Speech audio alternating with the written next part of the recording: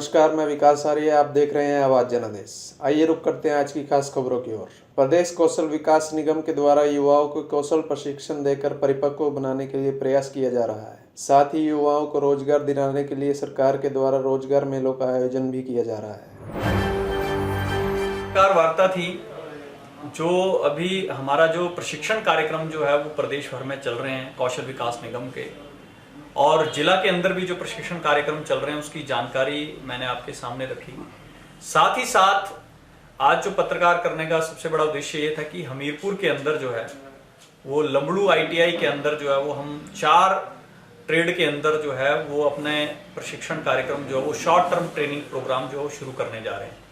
और मुझे लगता है कि 1 महीने के अंदर अंदर वो प्रोग्राम जो वो शुरू हो जाएंगे। उसका प्रपोजल यहाँ से चला गया है, वो लगभग सैंक्शन हो गया है।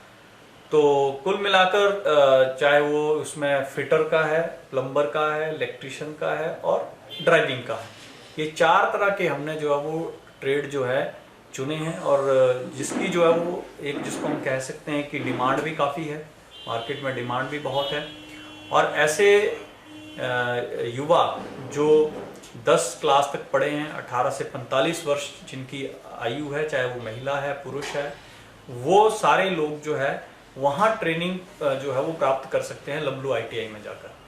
और सबसे बड़ी खासियत कि ये ट्रेनिंग प्रोग्राम जो है वो 3 महीने का रहेगा। सारे ट्रेनिंग प्रोग्राम 3 महीने के बाद जो है वो हर व्यक्ति को जो है इसका सर्टिफिकेट मिलेगा। और ये सारा प्रोग्राम जो है वो फ्री ऑफ कॉस्ट होगा। कोई भी पैसा जो है वो इसमें जो है वो किसी ट्रेनिंग प्रशिक्षण लेने वाले को नहीं देना पड़ेगा। सारा खर्चा जो है वो इसमें हिमाचल प्रदेश सरकार उठाएगी।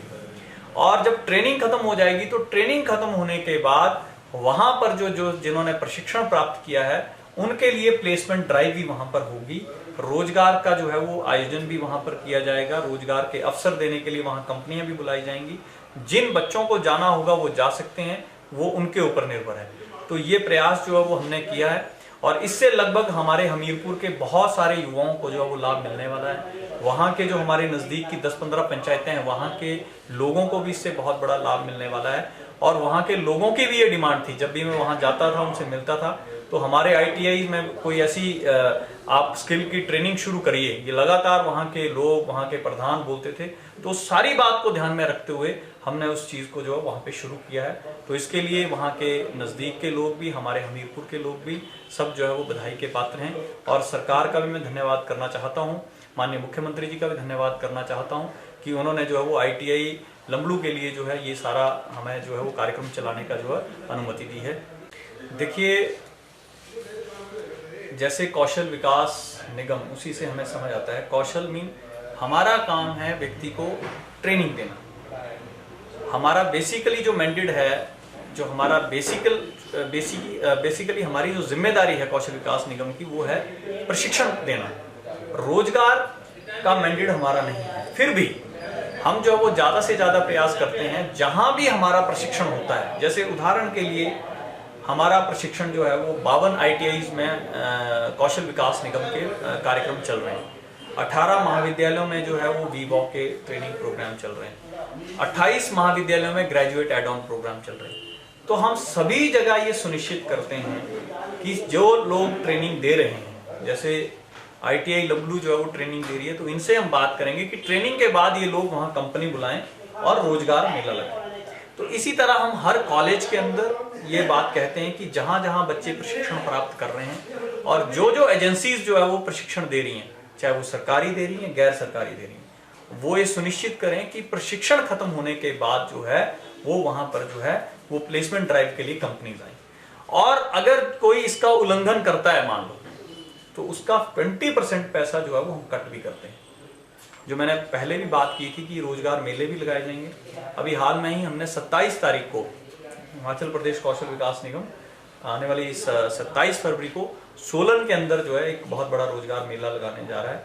और उसके बाद प्रदेश के अंदर भी और जगह भी लगेंगे, और जैसे मैंने कहा हमीरपुर के अंदर वो भी यहाँ लगेंगे। वो कम इसलिए थोड़ा लेट इसलिए हो गए क्योंकि 1 महीना फिर से जो है वो सारी चीज़ें बंद रही कोरोना के कारण, वो आपको पता है। तो मुझे लगता है कि आने वाले समय में यहाँ भी हम उस तरह की ड्राइव जो है, यहाँ पर भी जो है वो लोगों के लिए जो है, युवाओं के लिए जो है वो रोजगार मेला लगाएंगे। अब तक सर बजट में कितना खर्च हुआ? बजट का जैसे मैंने कहा कि प्रधानमंत्री कौशल विकास योजना के अंतर्गत तो बजट अब मुझे लगता है कि 2020 के बाद हमें नहीं है। अभी जो भी खर्च हो रहा है वो जो एशियन डेवलपमेंट बैंक का हमारा एक प्रोजेक्ट था उसका जो है वो खर्च हम कर रहे हैं, और मुझे लगता है कि इसमें जितना भी 2016 से ये प्रोजेक्ट शुरू हुआ है तो इसमें मुझे जो लगता है कि लगभग 450 करोड़ रुपए अभी तक खर्च हो चुका है, और इसमें जो मुझे लगता है कि 150 करोड़ रुपए जो है वो अभी बचता होगा, जो हमें जो है वो आने वाले 1.5-2 साल में खत्म होगा। जहरीली शराब मामले में संलिप्त पाए गए आरोपियों के हमीरपुर में चल रहे शराब के ठेकों के आबकारी एवं कराधान विभाग ने लाइसेंस रद्द करके ठेकों को सील किया है। हमीरपुर में आयोजित पत्रकार वार्ता के दौरान आबकारी एवं कराधान के ज्वाइंट कमिश्नर मंडी जोन उज्जवल सिंह राणा ने बताया कि 4 यूनिट के अंदर 13 शराब के ठेकों के लाइसेंस को रद्द कर दिया गया है। उन्होंने बताया कि विशाल और हरीश व नीरज ठेकेदारों के जहरीली शराब मामले में संलिप्त पाए जाने पर पुलिस में भी मामला दर्ज हुआ है, जिसके चलते आबकारी विभाग भी इस पर कार्रवाई कर रहा है।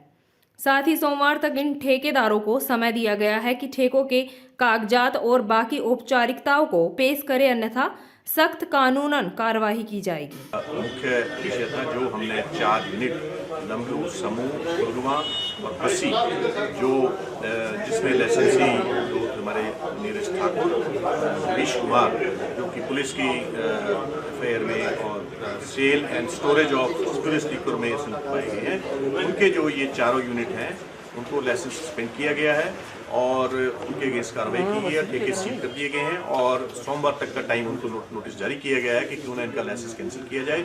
इन केस उनका रिप्लाई सेटिस्फैक्टरी नहीं आता है तो ये ठेके कैंसिल करके रीअलॉटमेंट प्रोसीजर के तहत किए जाएंगे। Unit Lamblu, unit Sulgwa, unit Bassi और यूनिट समूह, ये 4 यूनिट हैं। इनमें 13 ठेके हैं।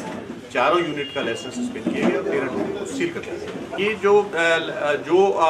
जब हमारे इन केस अगर हम इसकी रीअलॉटमेंट करते हैं तो जो लाइसेंस जो फी है, जो अगर कोई रेवेन्यू लॉस होता है तो आउटगोइंग लाइसेंसी मतलब कि जो अभी सिटिंग लाइसेंसी हैं जिनके ये सस्पेंड किए गए उनसे भरपाई विभाग की करेगा कानून अनुसार। अयोध्या जनपद के लगभग 1000 दिव्यांग व 80 वर्ष से ऊपर के बुजुर्ग मतदाता घर बैठे मतदान कर सकेंगे। भारत चुनाव आयोग के निर्देश पर अयोध्या जिला प्रशासन ने इसकी व्यवस्था की है। यह मतदान पोस्टल बैलेट के माध्यम से करवाया जाएगा। उप जिला निर्वाचन अधिकारी अमित सिंह ने बताया कि जनपद के 5 विधानसभाओं के लगभग 1000 दिव्यांग व 80 से ऊपर के बुजुर्ग मतदाताओं ने अपना सहमति पत्र दिया है। 17 फरवरी से बीएलओ के माध्यम से सभी दिव्यांग व 80 से ऊपर के बुजुर्ग मतदाताओं का पोस्टल बैलेट के माध्यम से मतदान करवाया जाएगा, जिसकी तैयारियां पूरी कर ली गई हैं। मतदान से पूर्व सभी प्रत्याशियों को इसकी सूचना दी जाएगी। देखिए, माननीय भारत निर्वाचन आयोग की जो मंशा थी उसमें 80 उम्र से अधिक के मतदाता या दिव्यांग मतदाताओं को घर बैठे पोस्टल बैलेट के माध्यम से सुविधा प्राप्त करने का प्रावधान किया गया था। इस पे नियम था कि हमने सभी बीएलओस के माध्यम से हमने सभी मतदाताओं को एक सहमति पत्र प्रारूप 12 होता है वो भिजवाया गया था, और उसमें जिन मतदाताओं ने अपनी सहमति अपने घर बैठे वोट देने की की उनकी सहमति प्राप्त की गई। वो सहमतियां इस जनपद में कुल लगभग 1000 के आसपास हैं, और ये सहमतियां 5 फरवरी से पहले प्राप्त हो जानी चाहिए थी। वो सारी सहमतियां हमें प्राप्त हो चुकी हैं। हम उनकी सूची बनवा रहे हैं, और जैसा आयोग का निर्देश है कि इसके लिए एक नई टीम गठित होगी जो जिसमें एक हमारा सेक्टर मजिस्ट्रेट होगा, एक प्रथम मतदान अधिकारी होगा, एक माइक्रो ऑब्जर्वर होगा, एक वीडियोग्राफर होगा और 2 सिपाही होंगे। ये टीम 17 तारीख से जो ये हमारे 1000 मतदाता हैं इनको पहले से इन्फॉर्म कराने के बाद इनके घर पे गोपनीय वोट डलवाया जाएगा। इन मतदाताओं की सूची संबंधित विधानसभा के प्रत्याशियों को भी दी जाएगी, और जिस दिन ये मतदान सेक्टर मजिस्ट्रेट अपने बूथों पे कराएंगे इन मतदाताओं का, उसका रूट चार्ट और डेट भी हमें प्रत्याशियों के साथ शेयर करना है, ताकि वो भी अपना जो एजेंट होते हैं, बीएलए होते हैं, वो उनको उनके घरों पे लगा सकें।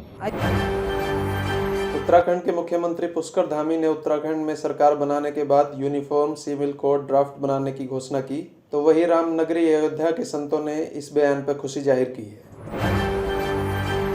रामलला के मुख्य पुजारी आचार्य सतेंद्र दास ने समर्थन किया है। उनका कहना है कि वह देवभूमि है जहां पर शिव विराजमान है।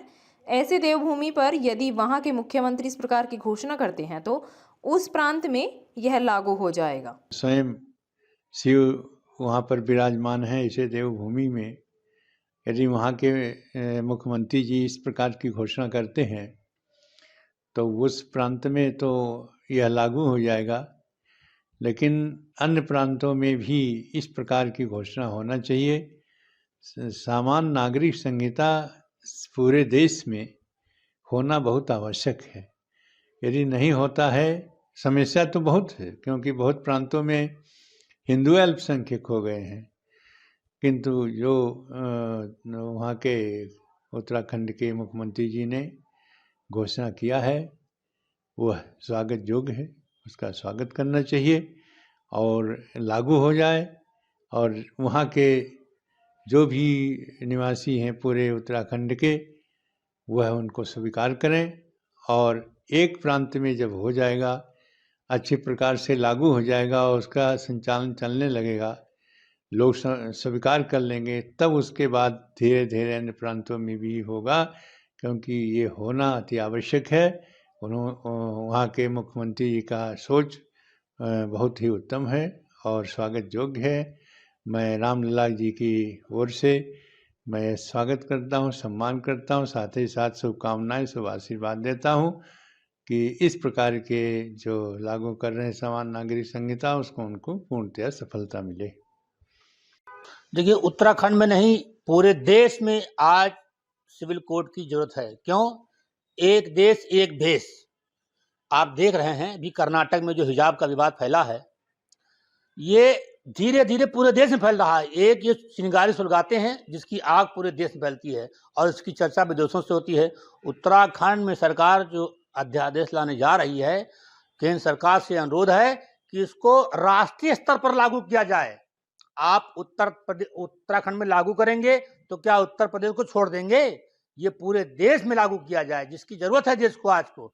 अन्यथा वह दिन दूर नहीं है जब इस देश में शरिया लागू करने की मांग होगी। अभी तो हिजाब के लिए आंदोलन हो रहा है, फिर शरिया लागू करने के लिए मतलब आंदोलन होगा। इसलिए सरकार को सिविल कोड जल्द से जल्द लोकसभा में लाके इसको पारित करना चाहिए। एक विशेष उत्तराखंड को नहीं, मानते हैं कि उत्तराखंड की कुछ विसंगतियां हैं, इसलिए सरकार वहां ये लाना चाहती है, लेकिन ये विसंगति पूरे देश में फैल चुकी है। अगर सरकार इसको लाती है तो इसका सीधा प्रभाव उत्तराखंड से बेहतर बंगाल में दिखाई पड़ेगा, जो सीधे बांग्लादेश बनने जा रहा है। देश और दुनिया की ताजा खबरों को जानने के लिए हमारे YouTube चैनल को सब्सक्राइब करें, बेल आइकन को दबाएं और Facebook पेज को लाइक करना ना भूलें।